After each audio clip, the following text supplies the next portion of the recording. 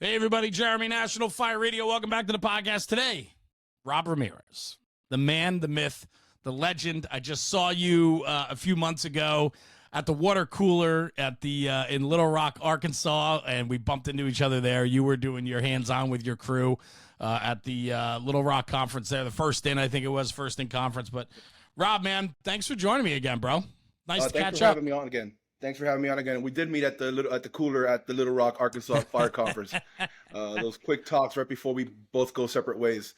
Appreciate you having me on, Jeremy. Bro, you're always welcome. You are making quite an impact. I see your name popping up in a lot of places. I met a bunch of your guys that work with you and your cadre. You guys are tough guys, man. I was intimidated by you guys around the water cooler for a minute. I was like, man, these guys are hard-hitting dudes, man. No nonsense. I love it.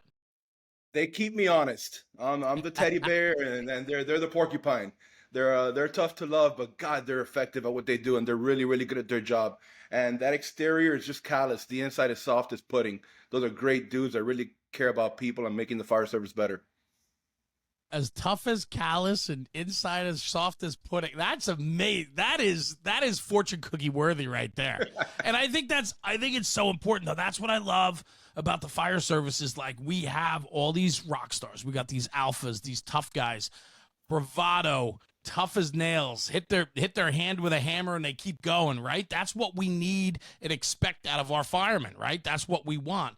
But then we need that gooiness inside, bro, because that's what gets us through the day. If you think about it, it's such a unique dynamic.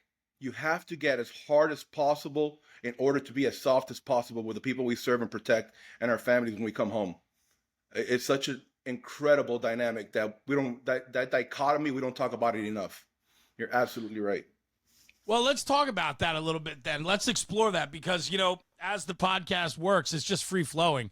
I think there's a lot to that. I think that we need tough people.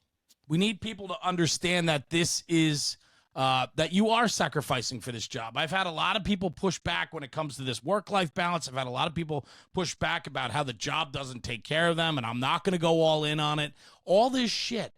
And when I talk about the job, it's career, volunteer, it's the fire service. But the people that we serve and the trucks that we ride on demand the very best from us every single day. And if we're not doing that and we don't recognize that we have to push ourselves to be better for those people, our customers, the public we serve and trust, and they trust us, we're doing it wrong, bro. Absolutely.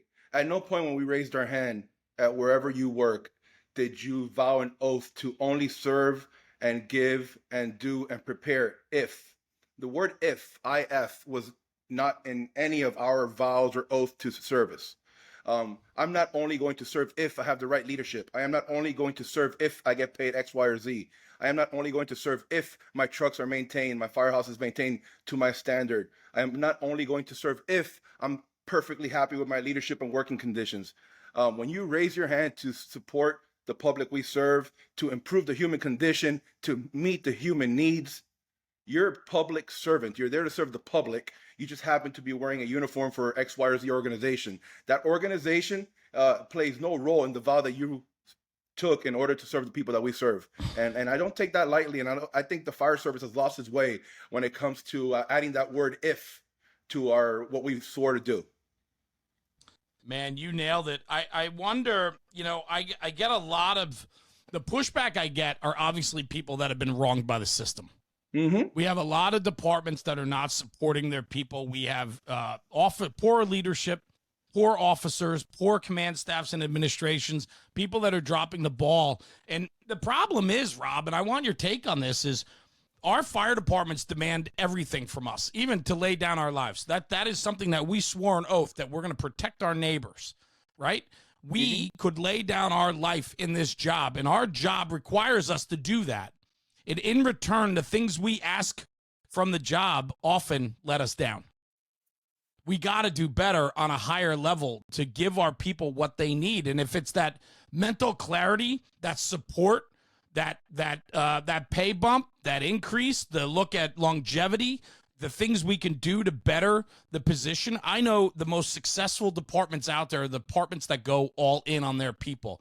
Fire departments expect us to go all in. Why can't firefighters expect the departments to go all in on them? Brother, you hit the nail on the shiny head. They expect us to go out there and, like I just said, meet the human need, meet the needs Yes. of the public.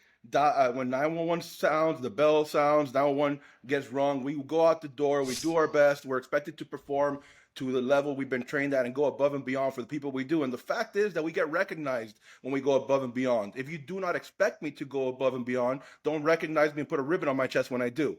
The messages are mixed.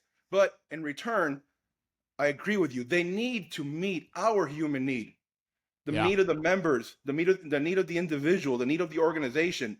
How can you run a company, a business, any type of successful corporation, and not buy in or give back to your members? A lot of the problems that we have in the fire service are not in the fire ground; they're at the firehouse. If the organization focuses on the people in that firehouse, we will take care of the fire ground, right? And I'd be remiss if I don't mention, it just popped into my head when you said that they expect us to even give our lives for the job we've been sworn to do in the organization and the people we serve. Last night, the City of Houston Fire Department lost firefighter Marcelo Garcia, Station 23, East Houston, at a working structure fire. Earlier reports are that he died in a wall collapse. And I heard it was my condolences.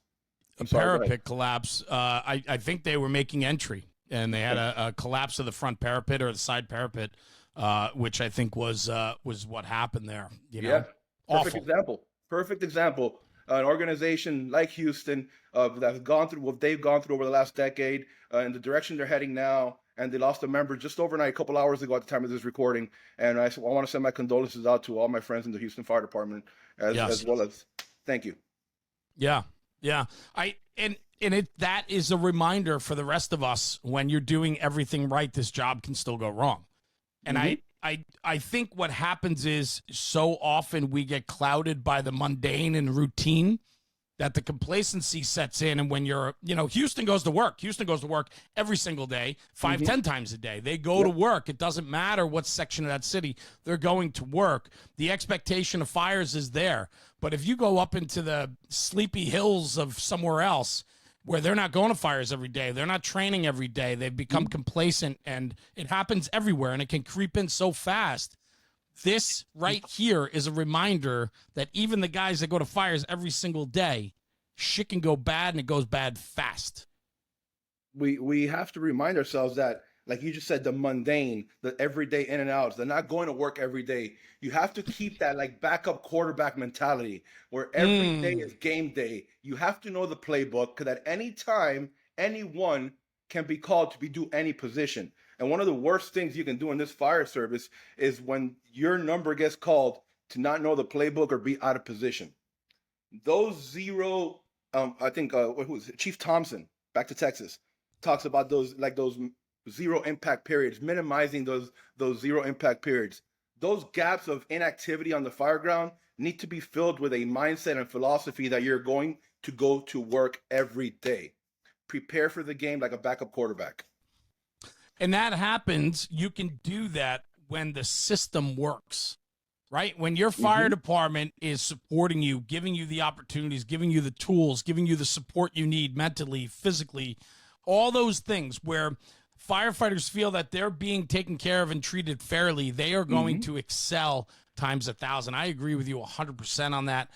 Something you said, though, backup quarterback mentality, that is a fantastic way to put that. I look at your sweatshirt, it says Varsity AF. This has a lot to do with what I wanted to talk to you about today, because 130-something episodes ago on the National Fire Radio Podcast, you joined me, man. It was episode 246. And one thing that I love that we talked about, and I'm so glad we're going down this road, is we talked about the importance of sports and athletics. And you were a big baseball guy, and the importance of what baseball did for you in setting the foundation of knowing your personal performance, your personal sacrifice, training, work ethic affects not just you, but the whole, and being part of a team. And then take it to your sweatshirt, varsity, right? We have different levels. We got freshman, we got JV, we got varsity, we got college, we got Division I, Division III. Like, the list keeps going on and on. We have layer after layer of excellence. We need to get to that varsity level. We need to get everybody up to that varsity level. How important is it to have that mindset, that frame of mind, that backup quarterback mentality, knowing where you fit in, being ready to plug in at moment's notice? So important. It's very important. We need to understand and recognize that there's a reason we address ourselves as members, right? I understand the traditional reasons, but we're not employees of an organization. We're members of a team. And that team mentality is a home run. We actually have to keep working, practicing, and believing that our number is going to be called at any given time. So, Rob, we were talking about the importance of the first episode we did together, episode 246, 130 something episodes ago for me. We were talking about your upbringing in baseball and sports and how important that was. And I was talking about your sweatshirt that says Varsity AF on it, the importance of being at a varsity level. And we need to attract varsity players to the fire service. The fire service is not for everyone. We can't just hire anyone. We can't just accept anyone. There might be jobs for everyone in the fire service, but it doesn't mean they're riding the back seat, right? Absolutely. There's a reason why, and we were talking about this before, that we're referred to as members and not employees. Yes, we're employees technically of an organization when you're in the career paid side, but we're all members of the fire service. We're members of a team. We're team members. Everybody's expected to understand their position and their role on that team. On game day, against whoever your opponent is, whether it's a house fire, car fire, a technical rescue situation, an EMS run, on game day, every member of that team is expected to perform at the highest level that position can perform. It's no different than professional sports, and we've talked about it just recently. The backup quarterback. The reason I brought that up is because I've been watching the whole Brady series on Netflix. How he started the backup quarterback. Yeah. I've been watching that, so it's fresh in my mind. I've been watching this guy prepare, and in a part of that series when when Bledsoe goes out from the injury, the starter. And this young kid out of nowhere gets the opportunity to perform. He tells his teammates after the second or third game at dinner, all these senior men, I'm not fucking giving it back. He knew that he wanted to be there. He had prepared for that day. He had prepared for the opportunity. He had controlled his training, attitude, and activity level to be ready to perform. And it's no different when the bell rings, man. Each and every one of us is expected to perform. I strongly believe that we are in a performance-based organization, performance-based business, no different than a professional football team, basketball team. Doesn't matter if you're from Europe, Spain, Cuba, United States, Canada, you're red, white, green, yellow, male or female. If you cannot perform, you do not belong on this team. We are in a performance-based system, and I'm solely performance-based oriented when it comes to my leadership style. So what I love about that, I agree with you 100%, right? We got to push ourselves to be the very best we can. No doubt. I wonder though, you bring up you bring up the New England Patriots and you look at like his commitment at that level. And he said, I'm not giving it back, right? I'm not giving it back. That to me is though the work has to be done. The work has to be put in. He knew going in. I remember watching a clip and he basically walked in and said, you are going to give me this job. I am going to win you your Super Bowls. And there's a level of cockiness that comes with that, but you have to back it up. What I worry about is it's a lot easier to do this today, to run your mouth and to make a claim and to tell people how good you are. But bro, people aren't backing it up. We need action. We need action. Listen, I talk all the time on the podcast. I talk about firefighting. I talk about all these things. And when I do my program, I have a slide in it that says, I'm guilty. I'm guilty of everything we're talking about. I have bad days. I have off days. There's days I don't want to do anything. There's days I don't want to train. There's days I don't want to get out of bed. There's days I don't want to go for a walk. There's days I don't want to work out. There's days I don't want to eat right. That's reality. What we have to do, though, is take that and understand how to work with it, right? Right. The Mayday mindset is so important for you. Discipline. Discipline, I think, is one of the hardest things for everybody to have. Your attitude, your knowledge, your skills, your abilities, all these things you have influence in as an individual, right? If you sit there and do that, like you just said, run your mouth, sit on these platforms that we've been blessed with, talk about the fire service, man, you got to hold the other end of this freaking that opportunity up. You need to hold your end of the deal up. You need to make sure that you're not only talking but doing. The only proof of ability is performance. Bottom line, Right. that's a Chief Freddy thing, a buddy of ours here in Miami. The only proof of ability is performance, and I love when I hear that, because you can talk all day, you can beat your chest all day, but we're not in a beat your chest ego-driven system. The fire service will humble you immediately. The fire ground will humble you immediately. If you do not expect yourself to be humbled, God bless, man. This is a tough business to go undefeated in. You're going to get humbled. We have to understand that and identify what we control. We're responsible for controlling. And like you said, brother, we are all guilty of that. Yeah. There's days that we all go to work that we got beat up the day before by work, business, family, things outside the job, outside the firehouse. And if you're in a leadership role, or you're in a senior person role, or if you're a junior member, it doesn't matter. None of us are impervious to like what life has to offer us. Life kicks your ass, and when you show up to work and you're beating your chest off duty and doing all this training and yapping on the internet, you better make sure you hold up your end of the deal. The majority of the time. We just had an election, and the majority won. It wasn't unanimous, so you don't have to do it every day. It doesn't need to be 100% of the time, all the time. But if the majority of the time you're doing the right thing for your members, you're in gear, you're doing the right thing for yourself, you're training, you're preparing, you're that freaking awesome sideline cheerleader quarterback for your members, even on your off days, you're going to win the majority of the time.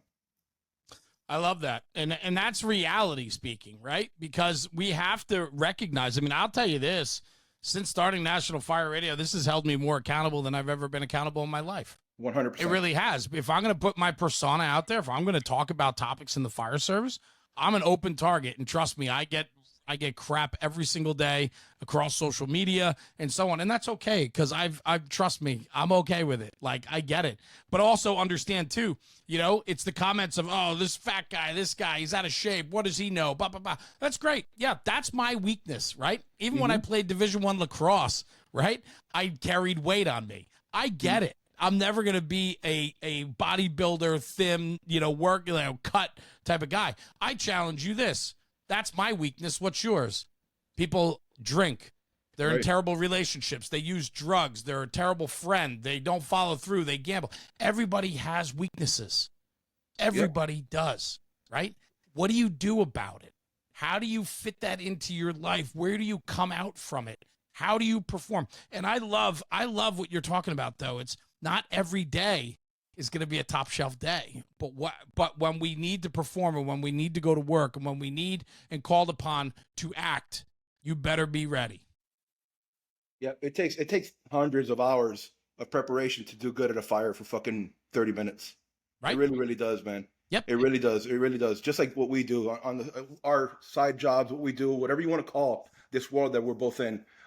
It takes decades of experience doing it, reading, sacrificing, doing shit that at times we found fun, but not everybody else was doing, to be worthy of an hour presentation in some town somewhere in some state. I strongly believe that. And I encourage people that go to these conferences to vet your instructors, vet your classes, do background on them, get yourself informed, be an informed consumer. A lot of the information that we're giving is based on opinion, but a lot of it is based on opportunity, experience, and sacrifice. And it takes decades of that to put something together for just 1 hour. And I strongly believe in what you're saying. Identify your weaknesses, focus on growing them. Some may be personal, some may be professional, some may be physical in nature. Man, just freaking work on it. And it doesn't have to be some crazy CrossFit workout. It doesn't have to be some crazy, Navy SEAL camp. It can just be, every day do something to get better. And we just make yourself better. I think that's the big thing. And the word discipline we hit on before, Rob. It's like, I think one of the hardest things is to have a level of discipline, even if it's on the smallest level to the largest commitment. Discipline matters. And when you install discipline in your life, right, and accountability, you begin to be better. You get yourself better. We all have to work at being better. I think there's always room for that. And as long as you're aware and willing, you're going to be supported by the people around you, the people that are also aware and willing. It's the people that are not aware, that are not willing to support you. And I don't focus on that group at all. I love that. I have too. I have found that my friend group has gotten smaller and tighter. Mm-hmm. I think that 100%. that's really important, right? I never realized the importance of having really good confidants, really good people that I include in my life that I can be myself with and hold me accountable. You said that before about all your guys in your cadre. Yeah, They man. hold you accountable. That is Yeah. what we need. It's the checks and balances. When you sit there for too long and too many people are cheering and praising, you start believing that hype. And when you do, you're in trouble. Brother, I get imposter syndrome when I'm around my cadre. Yes. My name is on the freaking flyer. Is Rob Ramirez, Mayday Mindset. I show up there with 5 dudes. When I look around the room and those dudes are teaching, I have imposter syndrome. There should be 5 names on that flyer, not mine. And if I'm ever in a position where I don't feel that, I'm in the wrong fucking position. Because I don't want to be in that room anymore, Jeremy. I don't. I really don't, man. I strongly feel that way. There is so much to that. I think we all deal with that in some way, in some shape or form. I really do. I think we all deal with imposter syndrome for sure. I want to ask you this. I just want to back up just a little bit. That backup quarterback mentality. I just want to swing back. We had that technical issue before, and we were kind of chatting about that, and I think we got away from it. I want to ask you this. To be sitting second chair as the backup quarterback, and yet you have to be engaged. You have to be ready to go at the moment's notice. You have to know the playbook, the players, the strengths, the weaknesses, but you don't get to hit that field every day. It's hard to be in that position. And if you want to take that to the fire service, a lot of us are backup quarterbacks because we're not going to fires every day. We're not putting our skills to the test every single day, right? We're not on the field every day. How do we stay engaged? How does Rob Ramirez, what are your thoughts about engagement and how to stay engaged and on top of it, and so on? Because that's what we need from our people. We need to have that mindset. It's just very hard to continually keep that backup mentality mindset. It requires emotional maturity. And then while you were talking, the word despite, this despite kept popping into my head as you were asking the question, right? It's just one of those things to stay there. I need to stay prepared despite the lack of opportunity. I need to stay prepared despite the support from my leadership. I need to stay prepared despite the position I'm in right now. I need to stay prepared despite my tenure. Despite. I need to continue. And in order to maintain vigilance despite of something, you need to have discipline and emotional maturity. Some of us didn't have it. I'll raise my hand first, man. There was times that I was like, why not me? Why not? Why is this guy getting the opportunity? I'm not. Exactly. 100%. It happens to me all the time, bro. Happens to me all the time. Yep. All the time.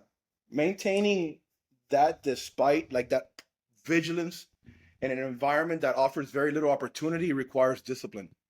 And there is no easy answer. It's not a magic wand we're going to wave and give you some information that you needed to hear in order to create discipline.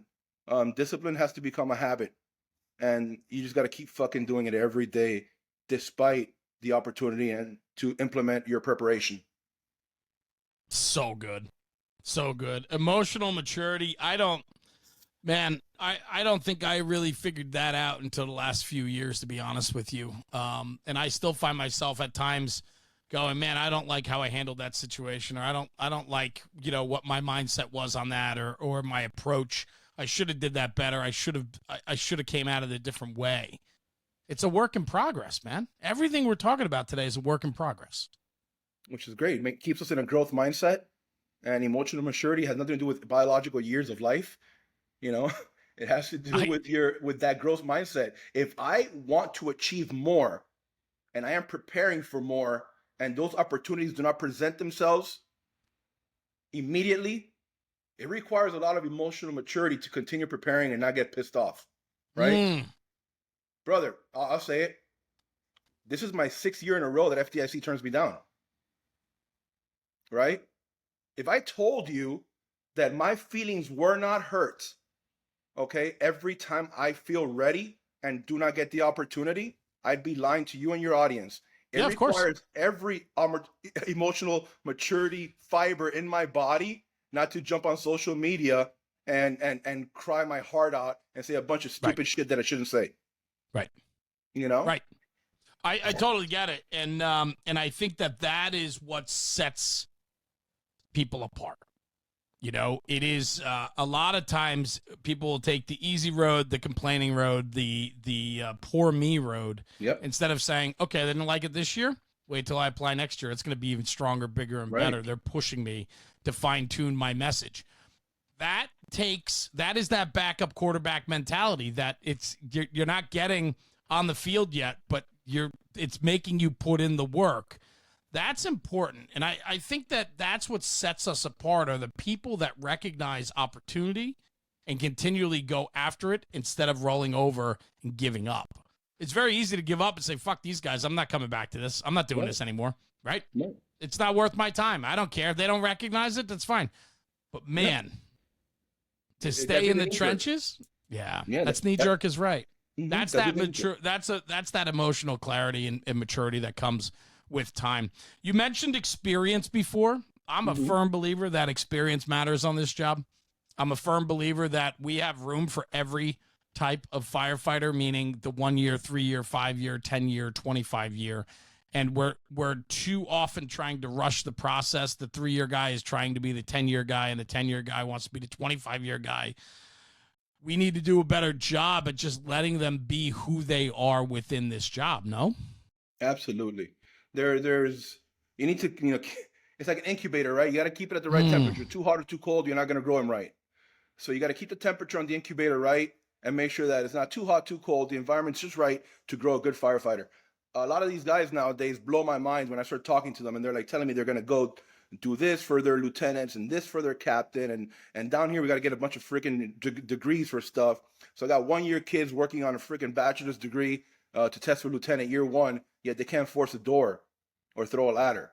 We're really putting, the carriage before the horse and not identifying or giving time for these guys to get to the next level. It's okay to be a 1 year guy. It's okay to be a 2 year guy. Yes. Dude, your first 5 years, in my opinion, there's no data behind this. This is just fucking Rob Ramirez's opinion.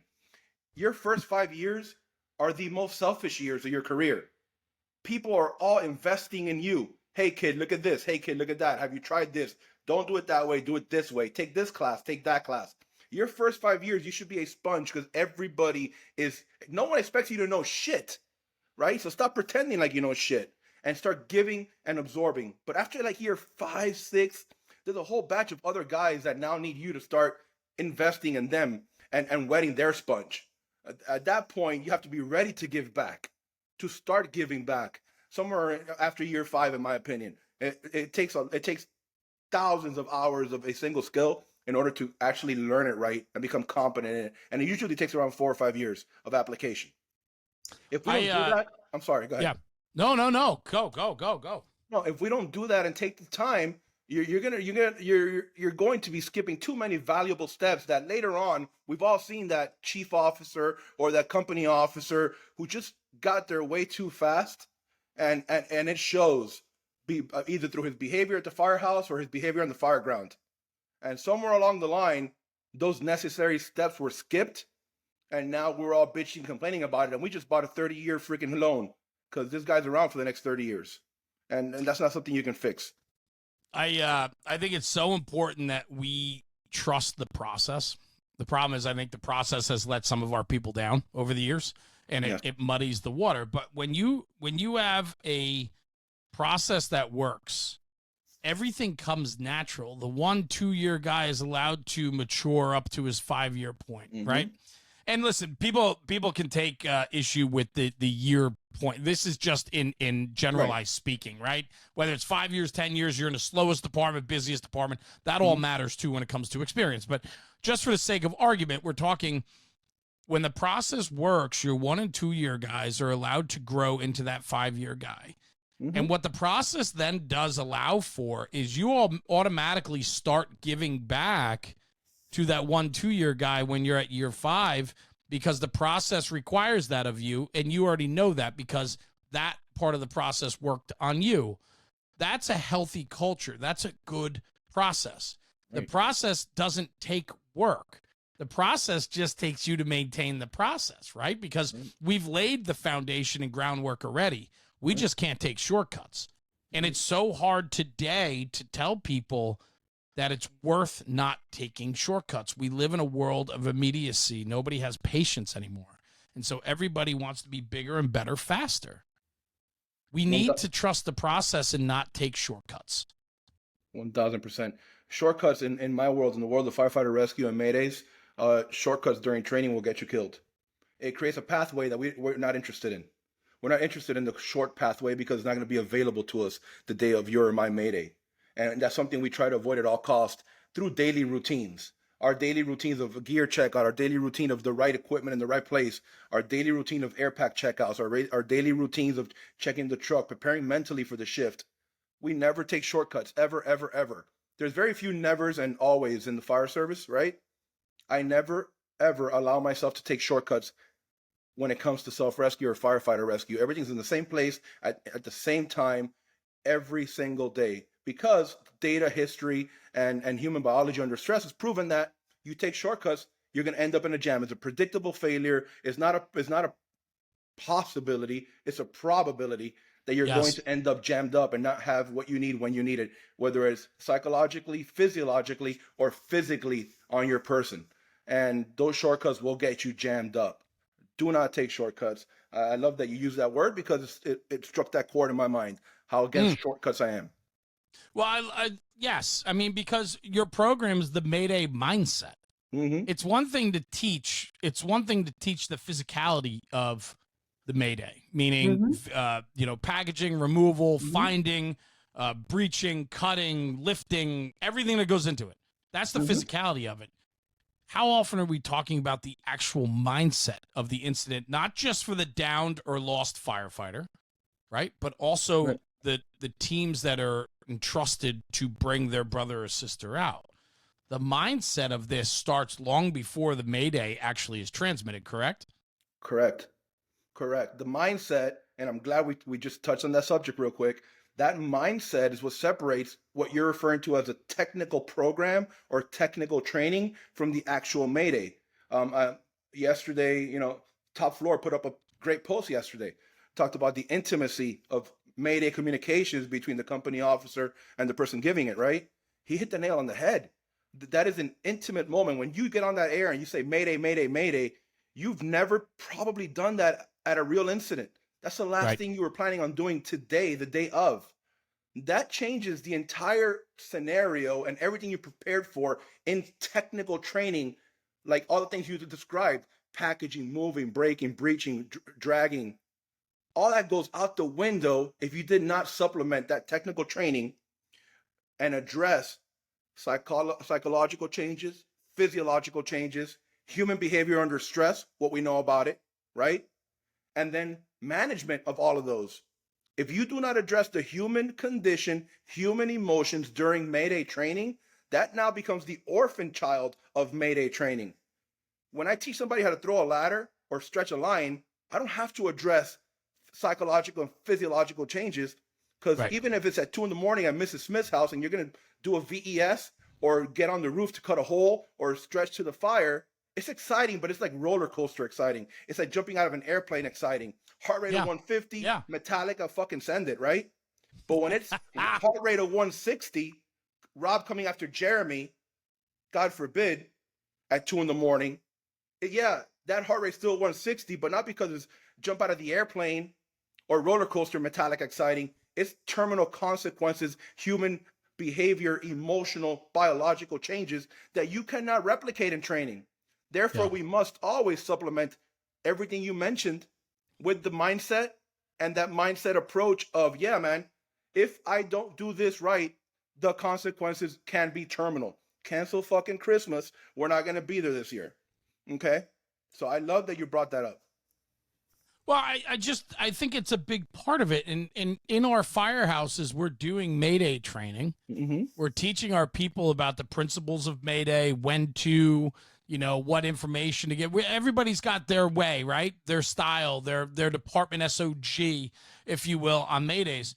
How much are we talking about the other side of it? And that's literally what you just went down the road. So that's what I enjoy about your program, is that it's a much bigger topic than just what we're doing 90% of the time, which is just drags, carries, removals, packaging, and all of that. There is so much more to it. And a big part of it is that the mindset is there is no room for shortcuts. Like every line of duty report you read, there was red flags, red flags. And a lot of it comes down to complacency. Something didn't go right. There was something that maybe we could have controlled better. I should have checked my radio, should have checked the battery in my tick. We should have done a 360. We should, like there's all those things. When you read these reports time and time again, there are red flags that are thrown. A lot of that I think can be dealt with when we can get away from complacency and make sure that we're not taking shortcuts. So the shortcuts, if you allow yourself every single tour to take a shortcut here, take a shortcut there, those shortcuts start stacking. 100%. And now they become routine, bro, right? And under stress, we do not default to our level of training. We default to what has become routine. That is scientifically proven. If you put your air pack on the same way every day, and God forbid you end up removing your air pack during a self-rescue situation and attempt to put it back on, you're going to put it on the same way you've put it on every single day. Practice makes permanent, not perfect. Okay? So if your shortcuts become routine and you think you're going to default to becoming fucking MacGyver the day of somebody's Mayday, you're not. We don't get smarter. We get dumber and stronger. These are all scientific facts. And I don't care if you're a SEAL Team 6 member or you're a Day 1 member. That is why it's so important to create a routine that does not include taking shortcuts daily, because that's going to increase your survivability. There's a right way and a wrong way to do these things. And if we focus on simple technical skills like package, drag, this, that, the other, like all the stuff that everyone has written in the departmental SOGs and your traditional RIT training, we're not really preparing our members to succeed. When I'm teaching somebody, I understand the person sitting in front of me is probably in a conference, hungover, over-caffeinated, and sitting in that seat for way too long with a heart rate of 100 because they've had too much coffee. And they're waiting for the next break for the next speaker. So I'm not talking to that person sitting in front of me. I'm talking to that person the day of their Mayday. So everything that I'm going to address is going to be in reference to the day of and what they're going to be able to do then, not today. So in a hot class or a hands-on program, I'm not going to teach them how to tie a double raker flying shore doohickey alpine knot, which doesn't exist, right? With a piece of tubular webbing out of their pocket. Right. Because the fucking day of their Mayday, they're not going to be able to do it, bro. So I make sure that, hey, Rob, how about this? I saw this on YouTube. And they show me this crazy thing. I'm like, that works at your kitchen table. It works in your apparatus bay. It works in your basement. But that's not going to work the day of because it's not biologically available to you. Yeah. So we got to change our focus. Yeah, and it goes back to what I was talking about before, right? I'm guilty. I'm guilty of complacency. I'm guilty of not taking a shortcut here, taking a shortcut there. It's what we do with that. Do you recognize that it's a shortcut and it doesn't become your everyday? Amen. That's really important. It's that self-accountability of recognizing I took a shortcut today, but tomorrow I got to get back on the horse. I got to get back to doing it the right way. It's when those shortcuts, I agree with you, Rob, 100%. When those shortcuts stack up, and you start finding it becomes easier because we're cutting corners and taking shortcuts, they stack up. They're going to stack up, whether it's in the firehouse, in your personal life, in your marriage, parenting, whatever the fuck it is.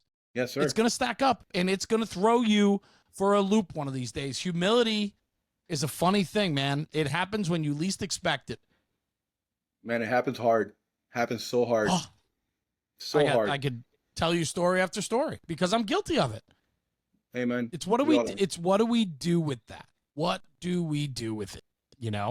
I think it's really important. I was thinking too, when you were talking about your alpine knot and your, what I was thinking about was the 20 feet of webbing that I have rolled up in my pocket. Right. When is the last time I pulled it out and just did a girth hitch with it with my gloves on? When's the last time I pulled out that webbing and messed around with it, right? That it becomes second nature. What I love that you said was practice makes permanent.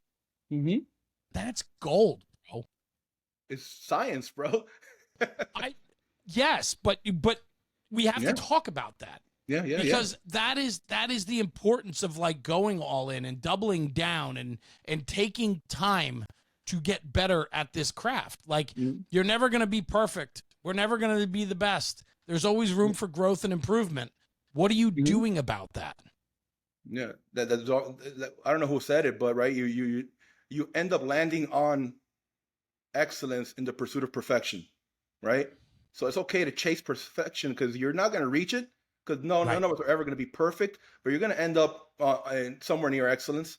That I don't know who said it, but it's so true, right? If we continue working towards that goal, we're gonna be okay, man. Like you have to have like you just said, you have webbing in your pocket that you haven't touched every day. I have hose on my fire truck that I haven't touched in Right. weeks, Yes. right? Right. So it's the 100%. same thing. Same thing. Like that's not my jam. I don't want to do it. So I need to make sure that I do what I don't like to do because I have the ability to become complacent in that area. I'm gonna check my gear. I'm gonna check my truck. I'm gonna do everything RIT and self-rescue related. I'm a gear junkie, so I'm gonna make sure that all my gear's in the right place every day. I gotta touch it once a day because that's just for me, for my anxiety. And I've transferred that anxiety like a parent to my crew. I'm a captain of my firehouse, so now they're checking Yeah. their shit every day because it makes me anxious. Right now, the whole thing about practice makes permanent. We have to understand. Like I can go real nerdy into this, but I won't because we've been talking too long, and that's going to kill your viewers, or No listeners. worries. But when you do something over and over and over and over again, and it becomes permanent, you create that pathway. The goal you're trying to achieve is to create automaticity. Automaticity is what we refer to as a reflex. It has to be a reflex. Impulse reflex, impulse reflex. And you have to hope that that reflex is right.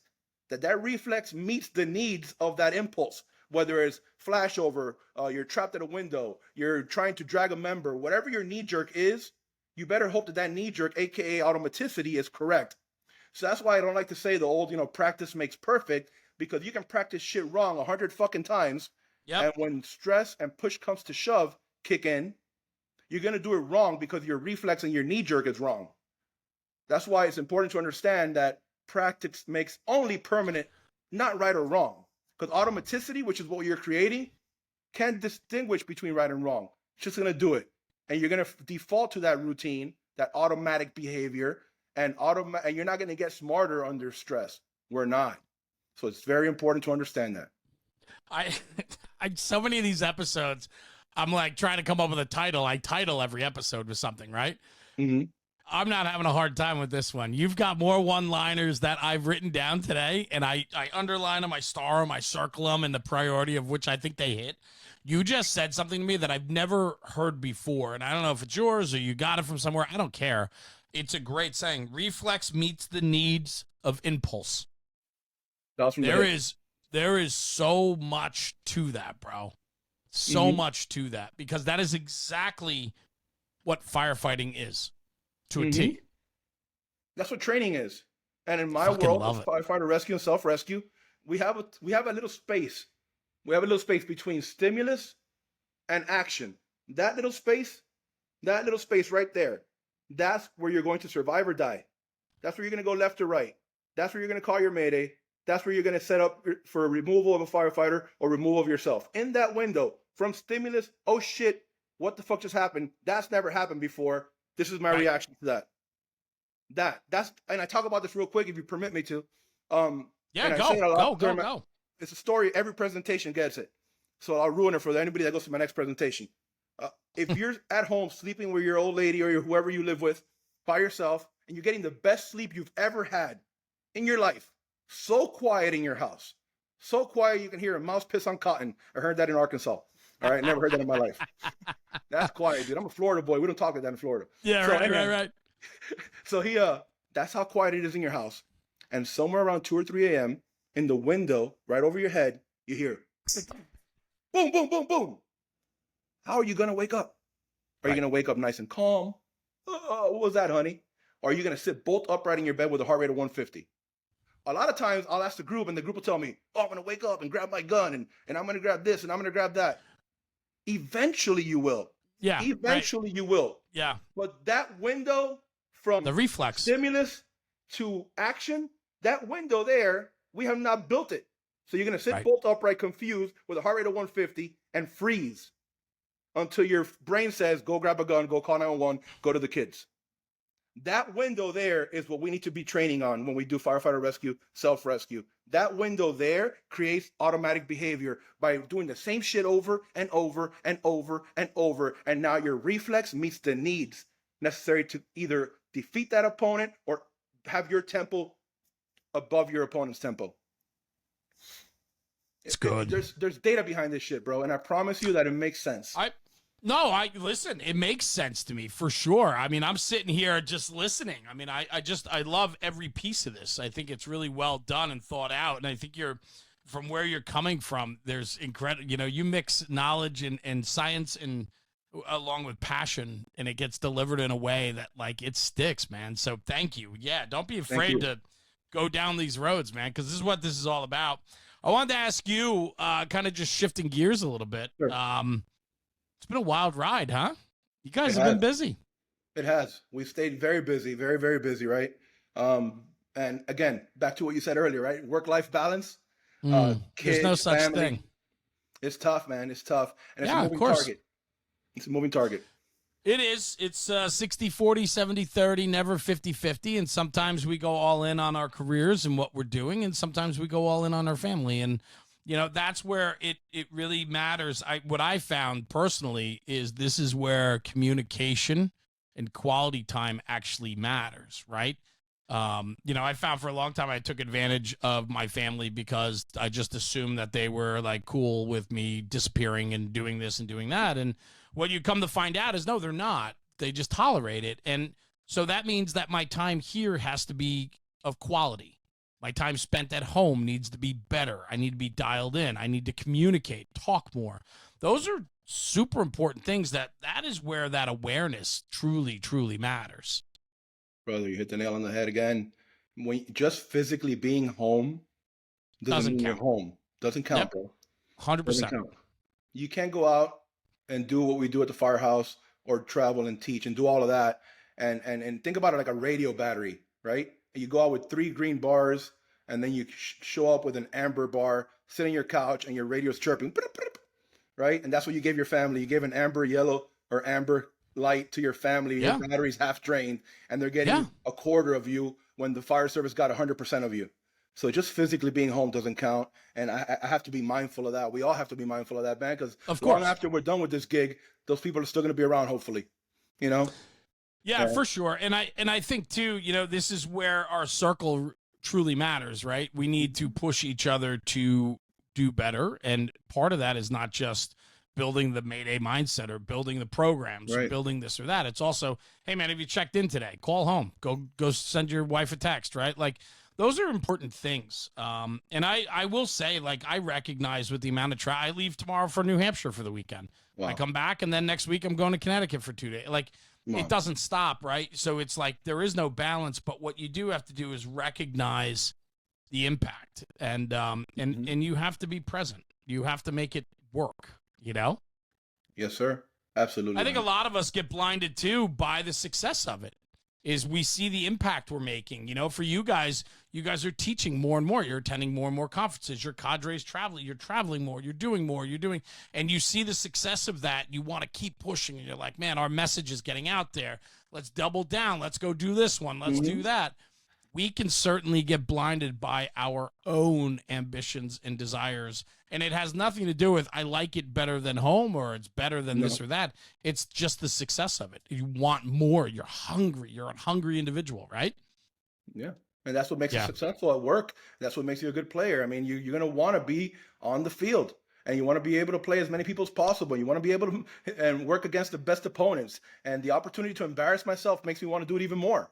I'm driven by the possibility that I may embarrass myself doing something. I'm so glad you brought this up, because I had a great conversation with Chris Shimmick. He's got a podcast, Conversation is Ventilation, and we've been doing some stuff together, and it's been a lot of fun because I really like his point of view. He's got some longevity on the job, Decatur, and it's a busy little town. They go, they do work there. But he was very candid with me on an episode that I did with him where he talked about for many, many years in his career, he faded into the background. He was just there, part of the process, and he was happy just being a regular guy fading into the backdrop. Mm. And only until he realized that he was more of a senior man, which, you know, creeps up on you, do you realize, like, man, I've been fading into the fabric instead of stepping out and taking a lead. And now all of a sudden today, it's my turn to take a lead. People fade into the shadows because they don't want to put themselves out there. They're afraid of repercussions. They're afraid to make mistakes. They're afraid that they haven't put in the work to make themselves better. I think that this is a big concern for the fire service, that we have people that are hiding in plain sight. 1000%. The best firefighters I've ever worked with, nobody would ever know them. No one knows their name. They're not out doing any of this stuff. Those guys are the best at their job. Very few times have I come across some rock stars that everybody everywhere knows. I'm talking about like guys I've never, ever, ever heard of. I meet them for the first time and they have that it factor, and they haven't been putting it out there because of everything you mentioned: obscurity, fear of, not being empowered, whether organizationally or at their company level. The system doesn't support them. Man, we do a really shitty job of the fire service across the board of really, you know, harvesting our young and taking care of our old. We lately, as the norm has become, unless you're in an old traditional Northeast system that values a senior man position. Everywhere else I go, I hear the same thing over and over and over again. You know, the old guy is being pushed out. The young guys are being silenced. The old guys being pushed out. We can't allow that to become the norm, where we're eating our old and eating our young. We have to, like, at some point, you know, value our old, use their wisdom, apply it to our growth and our development, and then bring up and incubate our young so they can take our spot. And all of that requires conscious effort and somebody to be the gatekeeper and say, you know, we have to stop this bullshit. I love it, man. It's finding that commonality. It's bridging the gap. I mean, I hate like throwing a plug in there, but that's what I do. That's the conversation. That's the class I talk about, right? It's like generational values are very different, and there's a huge disconnect today more than ever, not just in the firehouse, in society. What do we do about that? How do we get rid of the disconnect and the stigmas and bring guys back together and find commonality? Because there's more commonality than disinterest in one another. And we have to get center, and we have to make sure that we're facilitating these conversations and making it work. We need people that want to be better. This job demands it. We can't have mediocre. We can't have people fade into the shadows and not willing to put themselves out there to push this job forward. Now more than ever, we got to put the work in, bro. Empower them. Allow them to fail. That is huge. If you do not allow these people to fail and you freaking becomes a punitive thing, they're not going to grow. I have a 22-year-old firefighter on my truck. I am 21 years older than him. Okay, we have nothing in common. But I have to work every shift to make sure that this kid understands what I need from him. And then I have to work every shift to understand what's important to him. Yes. Because if he doesn't understand that I care about him, I'm just the captain. And there's so much more than that. His family is my family. My calls are his calls. And we have to grow together. If I don't empower that kid, I'd be doing him a disservice. And it's my job to try to understand him. That's the punchline. You have to do more work today than the senior men did years ago. You have to find a way to connect. You have to put the work in to invest into your people so that you can get a connection, so that you know what they need and gets them to tick. You have to put more work in. Amen. Yeah. Amen. I love it. Rob, I love you, man. This has been a freaking spirited, fun, great conversation. I mean, I could have you back literally every week and go down a road with you. Your passion's top shelf, bro. I appreciate it. You know, I thank you. I appreciate that, but like it's you. It's infectious. I think anybody that's going to listen to this episode today, and there's a lot of great takeaways, but I think what really shines through is the passion that you bring to the table, bro. Can't fake passion. I don't feel it. I'm just being myself. I appreciate that, man. I appreciate it. I really do. I really love this job. And that passion's become it's what drives us, right? That passion, or whatever we want to call it, that addiction, that love of the job, that's searching for purpose. Like I want to just Yes. talk to everyone about it, and it fills my cup. It really does. It fills my cup. Fuck, that's good, bro. It does, man. I'm writing it down. It fills my cup.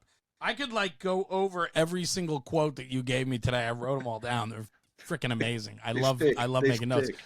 I'm gonna tell you, man, like it's fun. And I think that a lot of people have a good message. A lot of people have a colorful history or career with experience. They just don't know how to deliver it.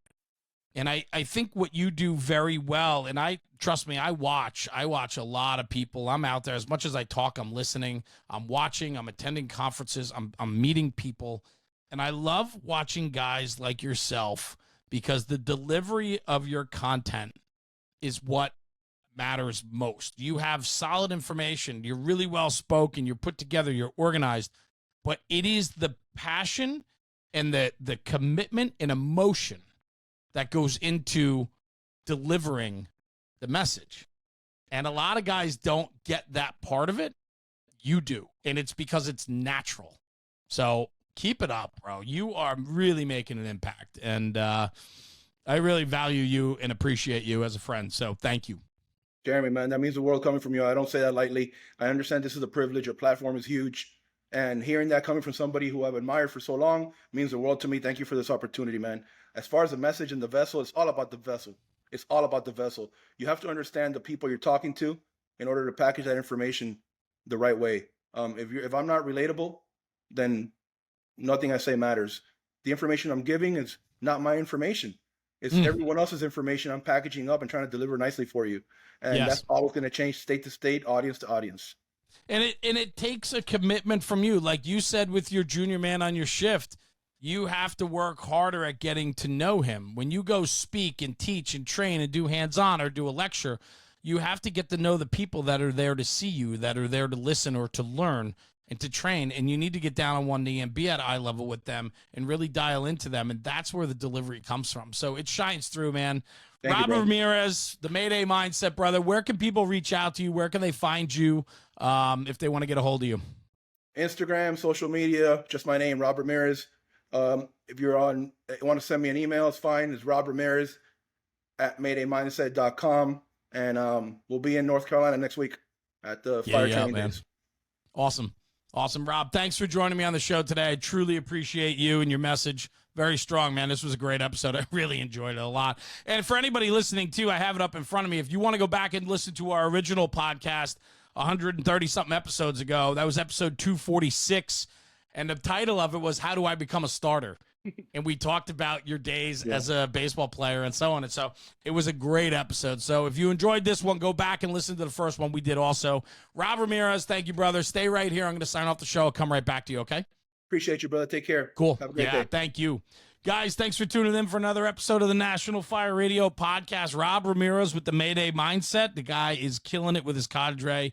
Good people with a solid message. They're changing the game and pushing it forward with their passion and commitment to the job.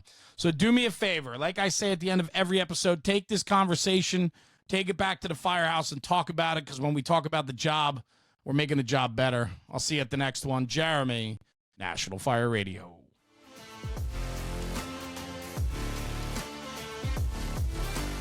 National Fire Radio.